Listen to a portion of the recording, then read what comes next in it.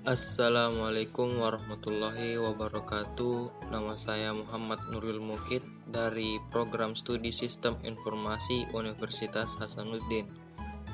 Pengertian sistem informasi.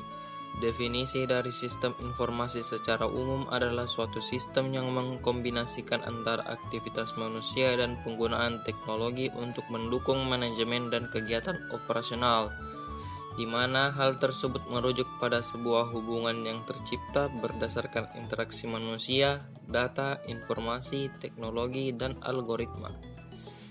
Di abad ke-21 ini, penerapan sistem informasi tidak hanya diimplementasikan pada bidang teknologi informasi dan komunikasi saja, namun kebutuhan proses bisnis lain juga sangat membutuhkan kontrol dari sistem informasi, sehingga sistem informasi terbentuk sebagai tipe khusus dari proses kerja. Tujuan dari sistem informasi. Tujuan dari pengembangan sistem informasi adalah untuk menghasilkan sebuah produk yang berisi kumpulan informasi.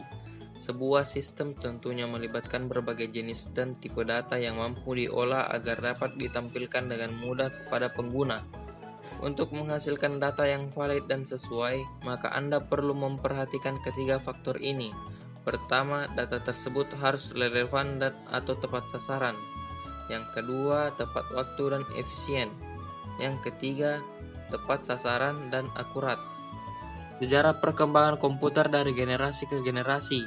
Awal penemuan komputer. Sekitar 30 tahun setelah Pascal menemukan kalkulator otomatis, matematikawan Jerman bernama Gottfried Wilhelm Leibniz mengembangkan kalkulator sebelumnya dengan menambahkan sistem bilangan biner. Sistem tersebut membantu mesin untuk menangani perhitungan lebih mudah ketimbang sistem desimal. Leibniz juga menambahkan roda gigi untuk perhitungan perkalian dan pembagian. George Boole kemudian mengembangkan untuk matematika biner. Ilmuwan Inggris ini memakai sistem bilangan biner dalam menemukan tipe baru pada matematika yang kemudian dikenal dengan aljabar Boolean dan logika Boolean. Generasi komputer dari masa ke masa. Yang pertama, komputer generasi pertama, tahun 1940 sampai 1956. Perangkat komputer yang pertama dikembangkan untuk desain pesawat dan peluru kendali. Digagas oleh Konrad Zuse, seorang insinyur asal Jerman. Komputer generasi pertama menggunakan tabung hampa udara sebagai sirkuit dan drum magnetik untuk memori. Komputer generasi kedua, tahun 1956 sampai 1963. Diciptakannya transistor pada generasi ini mengubah wajah komputer yang dikenal generasi pertama. Transistor menggantikan tabung hampa dan mulai perkembangan komputer generasi kedua. Transistor jauh mengungguli tabung hampa dan memungkinkan komputer menjadi lebih kecil, cepat, murah, dan hemat energi dibanding dengan pendahulunya. Selain itu, pada generasi ini juga dilakukan pengembangan memori inti magnetik. Secara umum, komputer generasi ini sudah menggunakan bahasa pemrograman tingkat tinggi, kapasitas memori yang sudah lumayan besar, tidak membutuhkan terlalu banyak listrik, dan proses operasi sudah cepat. Komputer generasi ketiga, tahun 1964 sampai 1971.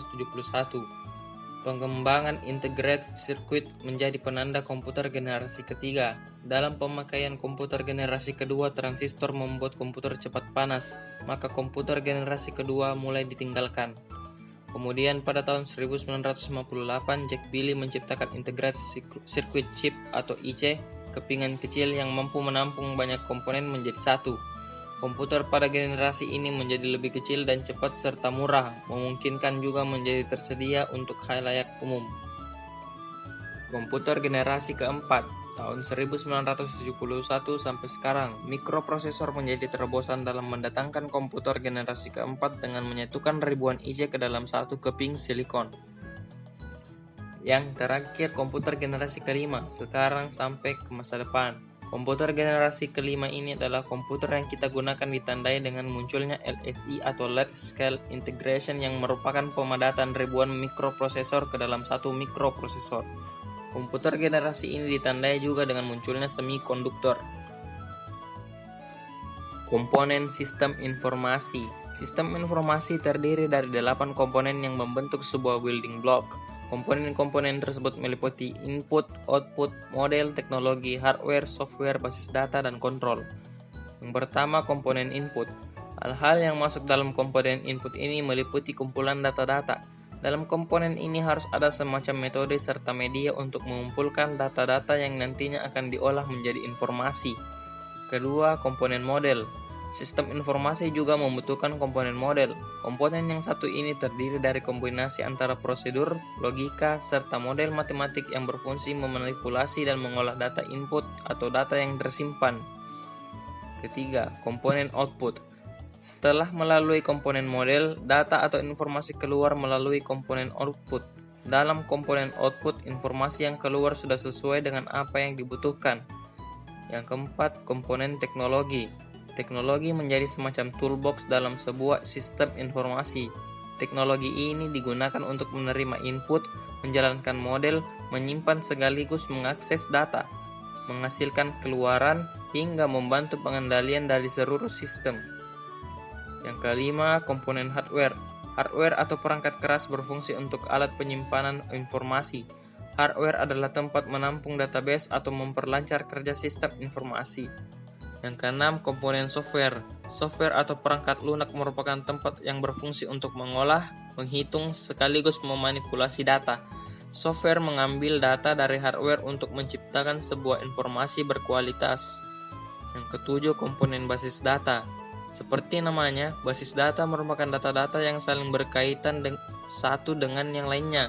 Kumpulan data ini tersimpan di perangkat keras. Data tersebut kemudian diolah di perangkat lunak untuk memanipulasinya.